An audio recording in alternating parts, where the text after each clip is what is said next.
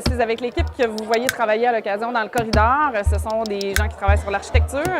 Et en ce moment, on est à regarder comment les Kinect vont détecter les visiteurs qui vont se promener dans le corridor pour pouvoir envoyer certains contenus interactifs.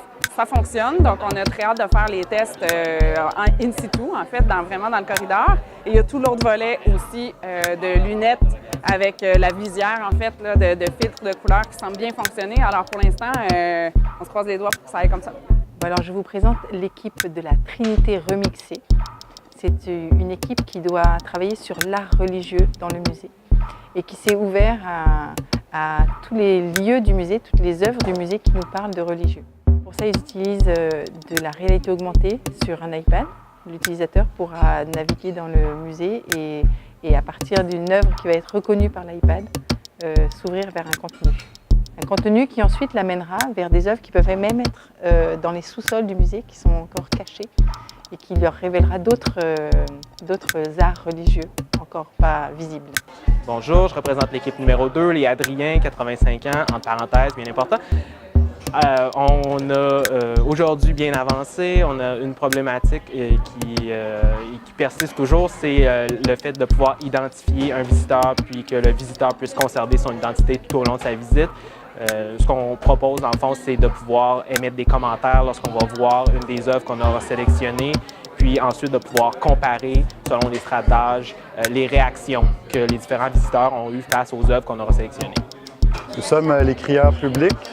Nous, notre enjeu, c'est le musée dans la ville. Le flash sur lequel on a construit notre projet, c'est comment installer virtuellement une œuvre d'art public dans un espace public. Et puis, comment on y fait? On le fait en 2 expériences. Donc, commissaire d'un jour pour sélectionner les œuvres. Ça se passe dans le musée ou sur Internet à la maison. Puis l'autre expérience, c'est une expérience immersive dans un espace public à l'intérieur d'un mini-pavillon La Sonde dans lequel on vient rentrer voir qu'est-ce qu'il y a de virtuellement installé dans l'espace public. On pensait à la place de Paris pour notre projet. Ça avance très bien. Donc nous, cet après-midi, on va être dans la peinture parce que nos structures vont être construites.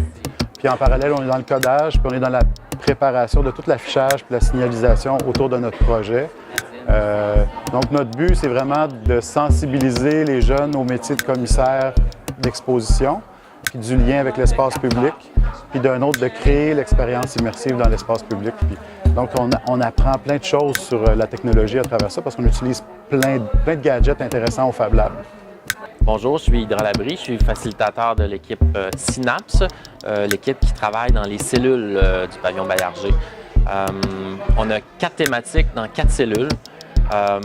Et puis, tout va bien pour l'instant. On se demande, on a simplement une des cellules qui va travailler avec de la projection interactive. Donc, on se demande là, à ce stade-ci si tout va bien fonctionner au niveau de cette projection interactive-là. On a une solution de rechange. Là, plutôt que d'activer avec du tactile, on pourrait activer avec un détecteur de mouvement, par exemple. Pour l'instant, c'est la petite incertitude. Oui, sinon, tout va bien selon notre horaire et puis on est assez confiant que le projet soit mené à terme dans son ensemble. Bonjour, je représente l'équipe de la Tourelle, donc les Sphinx de Dublin, mystère de la Tourelle. Et on vient juste dans notre équipe d'avoir des codeurs, enfin pas juste, mais enfin, aujourd'hui, hier, les codeurs n'étaient pas présents. Donc là, notre projet avance bien. Le concept du casque prend véritablement forme. On a trouvé un téléphone cellulaire disponible.